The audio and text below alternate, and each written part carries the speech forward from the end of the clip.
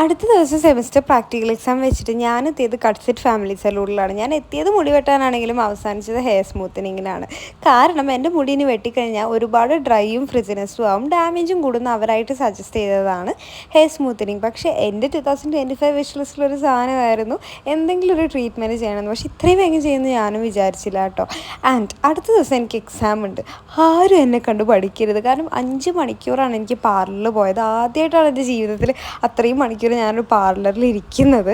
എൻ്റെ മുടി over cut ചെയ്തതുകൊണ്ട് തന്നെ ഓവർ കട്ട് ചെയ്തതുകൊണ്ട് തന്നെ 3-4 പേര് ഒരുമിച്ചിരുന്ന് സ്ട്രെയിറ്റ് ഒക്കെ ചെയ്യുന്നുണ്ടായിരുന്നു കേട്ടോ. പക്ഷേ എൻ്റെ മനസ്സ് മൊത്തം നാളെ എക്സാം, ഞാൻ എപ്പോൾ പോയി പഠിക്കും തന്നെയായിരുന്നു. അപ്പോൾ ടോട്ടലി ഇത്ര ലെങ്ത്ത് ഉണ്ടായിരുന്നു. പക്ഷേ എനിക്ക് ഇത്ര ലെങ്ത്ത് വേണ്ടാത്തതുകൊണ്ട് തന്നെ ഞാൻ മുടി കട്ട് ചെയ്തു. അപ്പോൾ കട്ട് ചെയ്തപ്പോൾ ഞാൻ വേറൊരാളായി. ഇതാണ് എൻ്റെ ഫൈനൽ ലുക്ക്.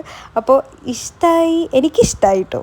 ആർക്കും ഇഷ്ടമായാലും ഇഷ്ടമായില്ലെങ്കിലും എനിക്ക് ഭയങ്കര ഇഷ്ടമായി. അപ്പോൾ അത് മതിയല്ലോ.